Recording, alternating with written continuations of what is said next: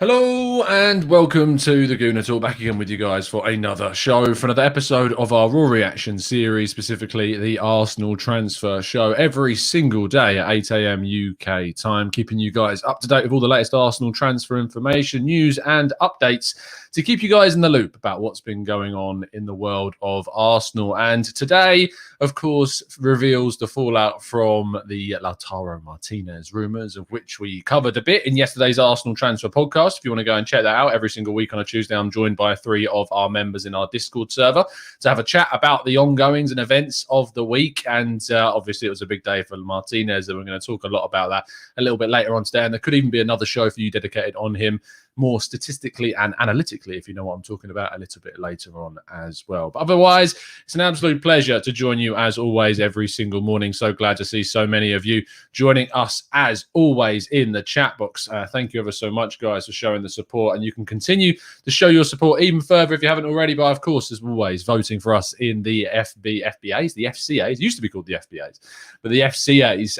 And if you would like to, you can just go onto Twitter and tweet out "I am voting for" at the Gooner Talk TV in at the _FCAs for hashtag best club creator. Alternatively, you can go on Instagram and go onto their Instagram page and tag us in their relevant tweets, and you can also go onto the website as well and vote for us there.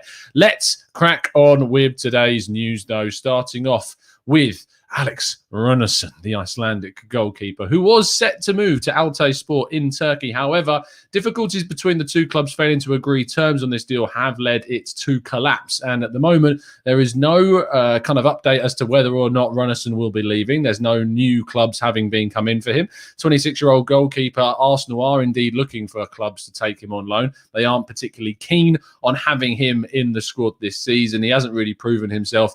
And to be honest, I feel bad for the guy because I don't think he was ever good enough for Arsenal, and being brought in by the club under a recommendation of a goalkeeping coach that, let's just say, there's been struggles in the goalkeeping area, maybe wasn't the best idea, and probably a little bit of naivety on the club's half to sign him anyway. But fingers crossed he can get a loan and maybe, you never know, turn his career around massively and get a move back to one of Europe's top 5 leagues, where he was, of course, at with Dijon in France. Moving on then to Hector Bellerin, the Spanish right-back at Arsenal and Spanish international, of course, is set to have a meeting with club officials very soon to have a discussion about his future. He's still very much open to the idea of leaving with Inter Milan, the biggest interested party, alongside Villarreal, Sevilla and Atletico Madrid as credited sources of interest as well.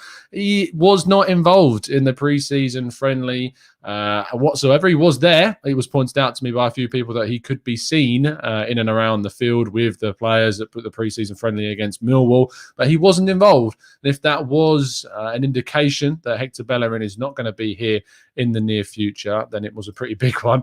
But there are, of course, links with Inter Milan, and we're going to talk a little bit more about that in a second when we get to some of our possible outs news.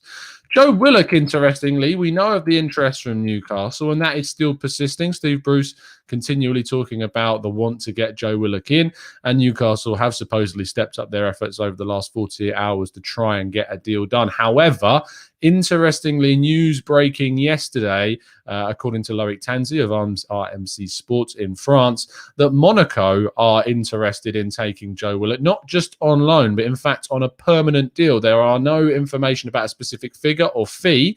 However, it is a very interesting link to see him linked with a move to France. You don't typically see English players moving to France. It is not a common route or a well-trodden path. And I think when it comes to Joe Willock, if we are going to move him on, it needs to be for a good fee. I don't think you're going to get anything really more than 20 to 25 million pounds for him, realistically, especially from a French club. Even Monaco, with all of their riches right now, and of course they have made a lot of money in the past, but they've also spent a lot of money too, indications in either direction. But I think for me, Joe Willock, he's one of those, it's really difficult to fit into the Arsenal team with Emile Smith-Rowe having signed a new deal and us looking like we're signing the likes of either Martin Odegaard or James Maddison or someone of that ilk, because we are after another attacking midfielder. It's difficult to see how Joe Willock gets into the team. We had a really good discussion about him on yesterday's Arsenal transfer podcast, so do make sure you go and check that out. Vinny, one of our members, has a really kind of stalwart view on him being kept at the club, whilst others like Jared Carver are very much open to see him move if the price is indeed right. So I am interested to see what happens with Joe before the end of the window. But indications are that French side Monaco are interested in taking Joe Willock on a permanent deal, but there are no kind of advanced info about any kind of figure or fee. But as John Wayne suggests in the chat box, maybe we could use Willock in some kind of bartering tool to get hold of a really top midfielder like Tuchemeni, for instance. Now, we did do another show yesterday on a possible in, and we talked about Machoy Djalo. This came out around 8:30 p.m. last night, UK time, so you may or may not have seen that. We talked in detail with Mateus Carvalho, a Portuguese football expert writer for Outside the Boot, about Arsenal's interest in Machoy Djalo. So if you want to find out about the 18-year-old, why Arsenal are linked to him, what he could bring to the club, where he would fit in, then please do make sure you go and have a look at that video and find out all you need to know about Machoy Djalo, because it is now out on the channel for you guys to go and have a look at. Now we move on to kind of the two main transfer stories of the day, and we begin here with Martin Odegaard, of course, the Norwegian attacking midfielder that was on loan at Arsenal last season. We know plenty about him already. Well, his situation at Real Madrid seems to be ever changing, and one that does not seem to be kind of hanging around or becoming any kind of stable whatsoever. There's a couple of conflicting reports that we saw come out yesterday. We saw from Madridista Real saying that Odegaard's dream was to succeed at Madrid, but he is thinking of returning to Arsenal. Neither the player's environment nor the club rule out this departure. And then we had Lucas Navarrete, who is a outlet and journalist for Managing Madrid, and he says, my understanding of the situation is that Odegaard not only will stay in Madrid, but he will also be an important player.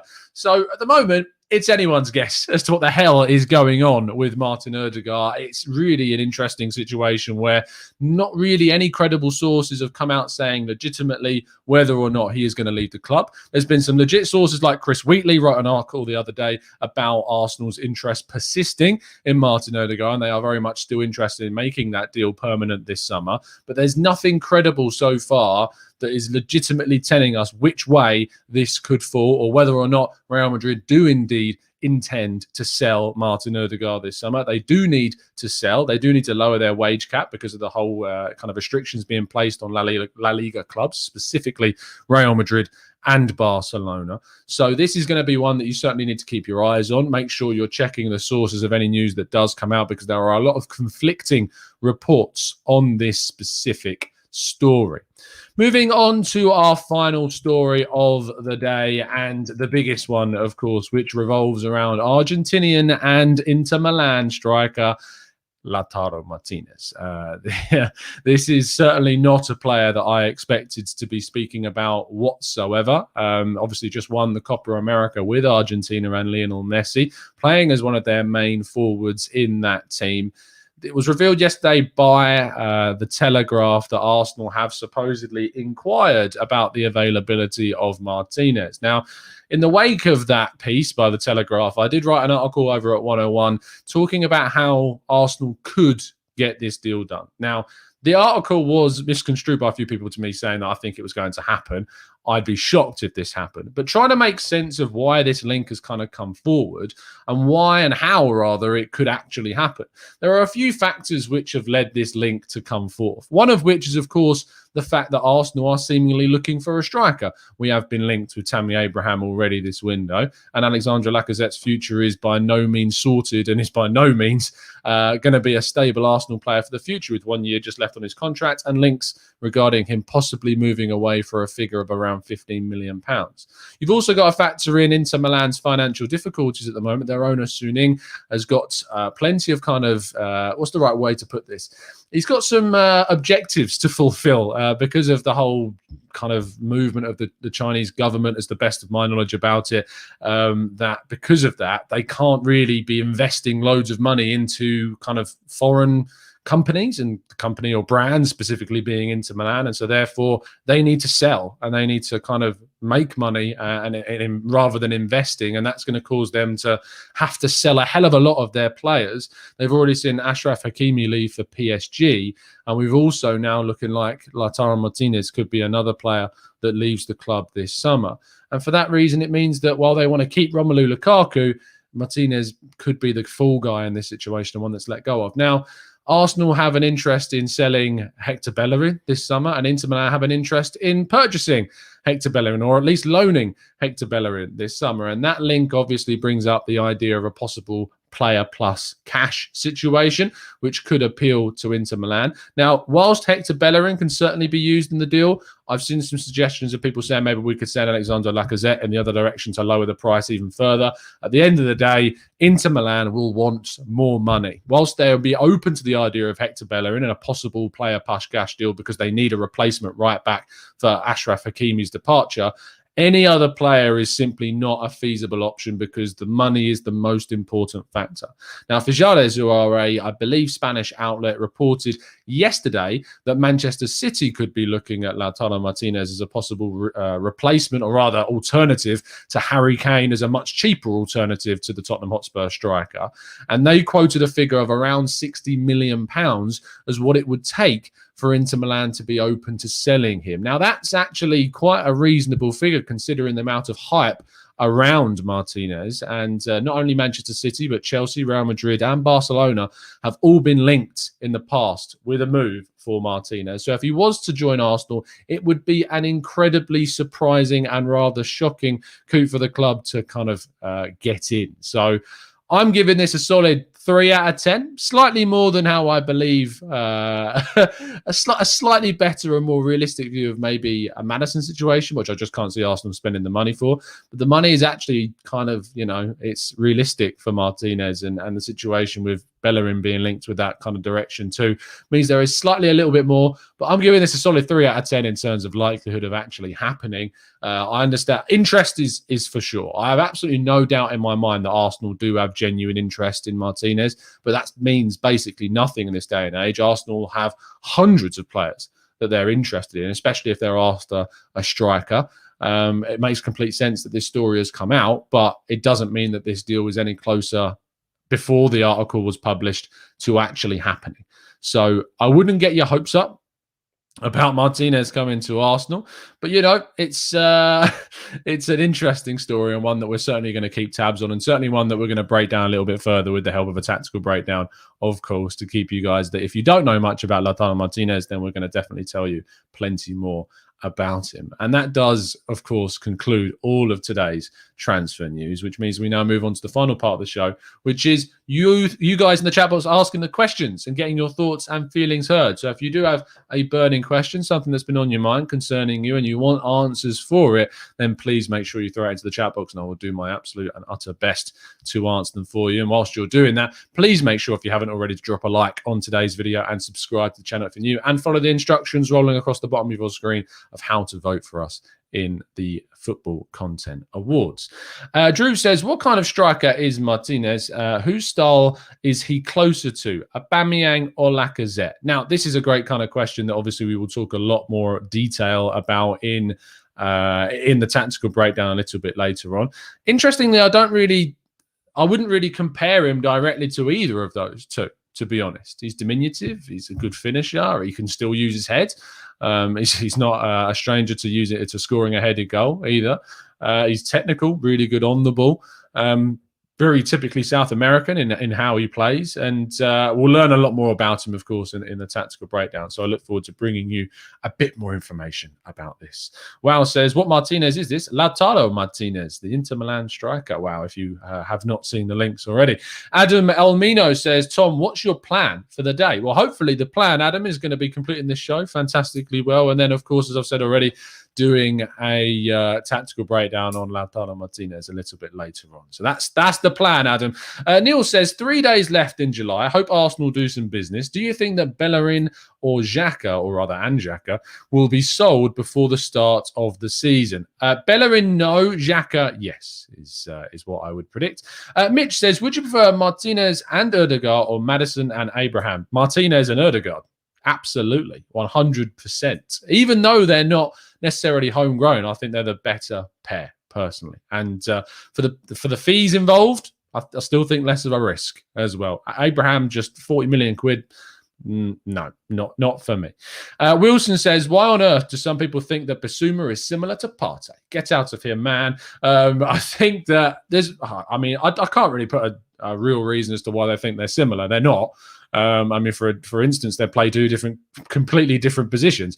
Partey is much more of your box-to-box midfielder, whereas Basuma is much more of your number 6, more disciplined defensive midfielder. So I wouldn't say they were similar at all. So I don't know, Wilson, why people think they're the same, because they play different roles in their teams. Stephen Andrews says, are you getting worried about us not getting the business done that we need this window? Still July, only a few days till August, of course. If we get to a week before the season starts and we've still not brought anyone in on top of Ben White, then I'd be not panicking, because there's still a lot of the window still to go. But I'd be a bit frustrated, I suppose, because we wanted to get a lot of business done before the season started. So that will be a bit of a shame. ATO2 says, we haven't improved on positions we desperately need upgrading. Deadwood is still at the club and rivals continue to get better. Are we worried yet, Tom? I mean, the rivals are getting better. Manchester United specifically are getting a lot better. Right now, Leicester have improved their squad a lot as well. Liverpool have added Kanate. Chelsea could still add Jules Koundé and Erling Haaland this summer as well. There is Spurs are adding players too. Have already added Gilles from Sevilla. So there's plenty more that could still be done from an Arsenal perspective. But maybe we'll see some signings done over the next couple of weeks or so. There is, I mean, if you get kind of the feel from the articles and from the credible sources of media, there is a feel around that Arsenal are going to be doing plenty and could be one of the busiest, if not the busiest, according to Dharmesh Sheth on Sky Sports. So there is that feeling around that Arsenal will still be one of, if not the busiest club this window. So I am concerned, but I'm not worried yet. Dave says, is Ben White's medical today? Well, if reports turn out to be true, Dave, then yes, it should be Ben White's medical. We could see an announcement at some point today. We'll have to wait and see. Saeed says, the link for our right back has cooled down for a long time. Are you worried about this? No, not really. It's been cool for a long time because Hector Bellerin's still here and we've got effectively 4 players who can play. Well, technically 5 if you count Ben White, but you've got Bellerin, Maitland-Niles, Cedric, Chambers and Ben White that could all play right back. So I'm not concerned because we haven't moved on the players necessary. It's not like central midfield for me. Central midfield is an area that we desperately need to bring in players, not just for quality, but for quantity, because we do lack in that central midfield area. Whereas at right back, we aren't lacking. You can't say that we aren't kind of in a drought of right backs. We've got plenty. So, no, I'm not concerned. Lathan says, is Sander Berg still on the cards? Apparently, he's asked to leave. I thought he would ask to leave quite a while ago. Arsenal have had interest in him. We know that from the start of the window. I think they may have been put off a bit by the £35 million price tag, to be honest. And other targets, of course, come forward too. But I'm sure there's still interest. Maybe it's one that you'll see movement forward towards the end of the transfer window. SJ says, do you think Arsenal can make a bid for Maddison in the next couple of days? I mean, Arsenal could make a bid for anyone in the next couple of days, realistically. But specifically Maddison, I just can't see it. I really, really just can't see it. The interest, 100%. I can understand that Arsenal have interest in James Maddison, but a capacity to sign him, a likelihood to sign him, just don't see it. I really, really don't. Wilson says, do you think Arsenal need Maddison more than Odegaard because our midfield lacks goals since Ramsey has left? I think Odegaard has goals in him. I don't think he necessarily showed it in the 6 months that he was here, but I think in a more settled place, he is someone that can take a shot. I mean, you look at the goal against Olympiacos, he's taken shots while he was at Arsenal. He needs to take more. It's an area of his game that he needs to develop in. But I just can't justify like an £80 million James Maddison deal. It just seems way too much. And if you can get Odegaard for say half that price, which could happen, I think it'd be a much better deal for Arsenal. And I actually think he fulfills a lot more of what Arsenal need in regards to the directness of passing into the box with chance creation. His chance creation stats are his passing stats are insane. Like how accurate he is of his passing into the box, into the final third, and creating chances. And that's what we need, is someone that's going to create chances. And that's what Odegaard does. So, yeah, absolutely. Christian says, can I see Maddison as an 8? I could see him playing as an 8, but I just don't think Arsenal are going to play the system where that type of 8 would suit. I think we're going to play with a number 10, which means we're going to play with 2. We're going to play with a pivot position, one of those being more of your box-to-box, one of them being more disciplined. And at the moment, it looks like Partey would be that disciplined player, or maybe Lokonga would. But I don't see Maddison playing alongside Partey in a pivot role if you're going to play with a number 10. If we're playing with a number 10, it would have been Maddison.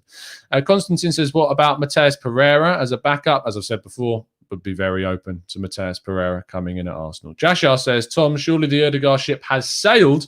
I don't believe after just 2 to 3 weeks after saying his final goodbyes, he would question his future with Real Madrid. Jashar, what I would say to that is that football changes exceptionally quickly, and the things in the world of the game change so fast that even after saying that you're going to stay, you leave. Sol Campbell comes to mind very famously, but there are plenty of examples. I mean, Manchester City signed Martin Demichelis from Atletico Madrid after they'd signed him that same summer. Things can change so fast in the world of football, so I genuinely wouldn't be surprised if it happens whatsoever.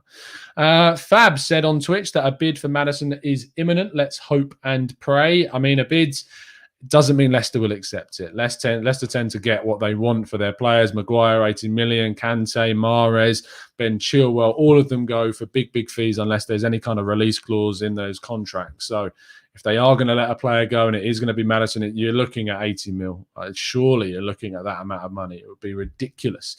James Crowe says, what are your opinions on Jules Koundé? And I see, James, that you are a Chelsea fan. My opinions are, James, that he's a very, very good player. I've actually written a dedicated kind of written article all about him. If you want to find out some more, feel free to DM us over at the Gooner Talk TV and I'll send that across to you.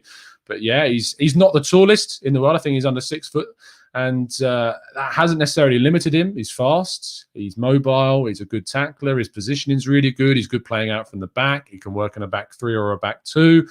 He's very good. He's versatile, can play right back and has done for France as well. He's a good player, and Sevilla did a really good job in signing him. So be excited, James, if you do end up signing him at Chelsea.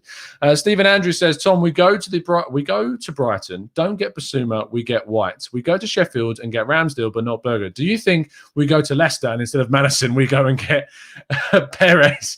Jose Perez, I mean, yeah, one of those signings that Leicester made that hasn't been amazing. It looked quite good when they first did it, and it was a bit of a shock, and he scored a few goals, but hasn't really worked out, and I wouldn't say it's been worth the 30 million that they paid for him. But you never know, Stephen. This club never fails to surprise me. So you never know. Jing Lin says, would Bellerin and 45 million for Martinez be a good mate? It would be an unbelievably good deal if you got it done. An amazingly good deal. Absolutely. Tears of Disgust says, I think Koundé without his afro or hair is around 5'7". Yeah, it does add a couple of inches, but he is still 5'11". So, yeah, it's one of those, isn't it, where the hair adds. I mean, for me, it adds about an inch on mine. So there you go. Ajit says, Koundé looks like someone took Willock's face and put Willian's hair on top of it. I mean, in terms of, does he look like Willock? I don't think so. I don't think there's any kind of similarities there. It is. I mean, Arsenal have had a fair few players that have had big hair: Guendouzi, David Luiz, and Willian, of course. But yeah, Jules Koundé's got a very, very good hair. Very good hair. Neil de Souza says, Odegaard and Yves Bissouma, do they fix Arsenal's spine? I mean, a number 10's kind of an interesting one, isn't he? Because when you look at a number 10 position and you say about the spine of the team, I would say that the spine is of the main structure and kind of that main kind of bulk and foundation. I don't really look at a number 10 as kind of part of a spine. I'd say that your striker is at the top of the spine, of course, and then you look at the central midfielders, the centre-backs and the goalkeeper. That's kind of your main spine. I wouldn't necessarily look at a number 10 as part of the spine because it's just such a fluid position. But does Yves Bissouma add to the quality of our spine in the team? Absolutely, with Thomas Partey there, he would do. But yeah, 100%. Yes, sorry, Amac Nara, I forgot the GOAT about players of good hair. El Neni is definitely up there as well. Wow says, can we watch Arsenal-Watford today? So I don't know if it's actually been confirmed whether or not Arsenal are playing Watford. I know that Harry Symeou reported that he'd heard that Arsenal might play Arsenal. Right, not him, but Watford might play Arsenal in a friendly. Oh, here we go. Yes, Arsenal fixture news, who was one of the first people to break the story that Arsenal would play Millwall, has tweeted out saying, I'm hearing that the first team have a behind-closed-door friendly against Watford at London Colney today. I have no news if this match will be streamed later today. And Arsenal fixture news is, pretty good. They broke the story about the whole Millwall situation. So keep your eyes peeled. And Harry Symeou's been very good at getting kind of the latest info on the goal scorers. So make sure you give him a follow as well. Christian Lingard says, Martinez would be a coup. I would use Bellerin in the deal. I think it makes complete sense to do that. We don't know a time, social. So sorry, we don't know if it would be. I mean, the Millwall game was played kind of early in the afternoon, which is a shame because my shift today is 3 to 11, so I won't be able to cover the game, unfortunately, because I'll be on shift over at 101. I'm sure there'll be plenty of places that are indeed talking about it. Black and Blanco says, won't moan about the cost of any player, about time we spent to get whoever the manager wants, which is, true. I think that there is an element, though, of Arsenal overpaying for players in the past. You need to be, careful about what it is. Divesh says Martinez will cost around 70 million euros, specifically, is the quoted figure. 70 million euros is what it would cost. Christian says Bellerin's greatest assist would be this swap deal. I think that's harsh. We've seen some very good assists from our Spanish boy. What has become of Alexis Sanchez? Tom says, answer. I mean, ever since he moved to Manchester United, his stock has fallen continually. He moved to Inter Milan and was a bit better, but still, he's had injury issues, and that's affected him. But he hasn't been a really integral part, to me anyway, of that Inter side. It's very much been all the focus on Lautaro Martinez and Romelu Lukaku as well. So, and Barella as another one. So it's not really worked out. I think he's done a decent job. He's been a good squad player for them. He never should have left Arsenal. It's as simple as that. He just never should have left Arsenal. That was the biggest mistake he made, and I think that he knows that as well. He's even said that. He said after the first Man United training session, he wanted to go back to Arsenal. So it is what it is. You live and you learn, but maybe we'll make some different decisions on similar players that are as important to us in the future. We've been very good at signing up our important players to contracts lately. Tierney, Smith Rowe, Balogun, Saka, Martinelli, Rob Holding, of course. Alexis, poor guy, man, was a beast. Clearly misses Wenger, definitely so. I mean, you don't know what you've got until it's gone, as they say. Wes Lee says, Arsenal board, if you're watching this, please follow the priority instructions. 1, a central midfielder. 2, a backup attacking midfielder. 3, a backup goalkeeper. 4, a right back. C, no centre forward. Okay, no centre forward. It depends on obviously who moves on, Wes, but it seems like you know exactly what Arsenal need to do. I miss Santi too, Efteling. I miss him. It's absolute. It's a genuine tragedy what happened with Santi and his injuries, and I'm ecstatic to see him go on and play how he's playing. And I pray that when he retires, he comes back, because I'd love to see Santi as part. I mean, you imagine Santi as a midfield coach in the setup. I'd love that. It would be great. Or just as an ambassador to the club, because he is an Arsenal man. We know his links to Villarreal. We know his links to Malaga. We know he's a Spaniard. But, he's an Arsenal boy. And he's one of the only 2 or 3 Emirates-era legends at the club, without a shadow of a doubt, is Santi Cazorla. Amazing player. Jasmeet says, could Arsenal be targeting younger attacking midfielders like Malinovsky, Wirtz, or Yassin Adli? Since signing young and up-and-coming players has been the precedence this window, do you rate them? I mean, I'd love Florian Wirtz. He's a brilliant player coming through. I liked him Did you see the goal in the under-21s European Championships that Wirtz scored? The build-up play in that was amazing for Germany. So, yeah, Wirtz is certainly someone. Malinovsky is an interesting one. I always get confused between Malinovsky and the other one, but Malinovsky is the Ukrainian Atalanta player, is he? Yes, he is. He's 28, so he's not exactly young. I don't think he necessarily falls in line with kind of that profile. So I think he's probably a little bit too old because he's 28. But Wirtz, and I haven't really seen anything of Yassin Adli since he made his move in France. So I haven't really seen anything of him. But Malinovsky is not a young player. I wouldn't describe him as such. Clem says, do championship teams ever buy players from Prem teams? Surely some of them are deadwood players and could be sold there. Yes, they do. You do see championship clubs sign Premier League players. They either tend to be younger guys on loan or players that are just surplus to requirements and wanting to get more game time. But you do see it happen.